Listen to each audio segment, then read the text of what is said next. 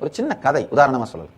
நீங்கள் ஒரு 2வது வகுப்போ 3வது வகுப்போ படிக்கும் பொழுது ஆசிரியர் வகுப்பில் கேட்குறார், இந்தியாவின் முதல் பிரதமர் யார்? நீங்கள் ரொம்ப வேகமாக எந்திரிச்சு குதிச்சு கையை தூக்கி மகாத்மா காந்தின்னு சொல்றீங்க. மொத்த கிளாஸே உங்களை பார்த்து சிரிக்குது. டீச்சர் உட்கார அப்படின்னு உட்கார சொல்லிடுறாங்க. உங்களுக்கு அப்பதான் திடீர்னு உரைக்குது விடை தப்புன்னு.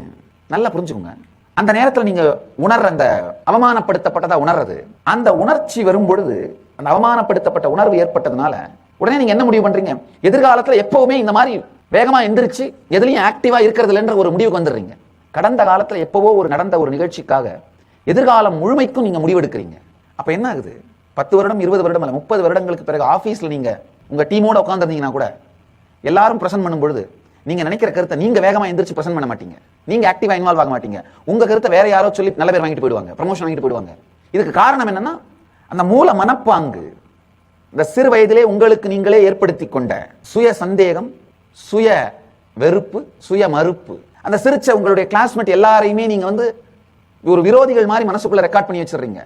அப்ப உண்மையில உங்களுடைய தோல்விக்கு உங்களுடைய எதிரி காரணம் அல்ல, எதிரியை நினைத்து கொண்டே இருக்கின்ற, அதை சார்ந்தே சிந்திக்கின்ற உங்கள் மனப்பாங்குதான் காரணம்.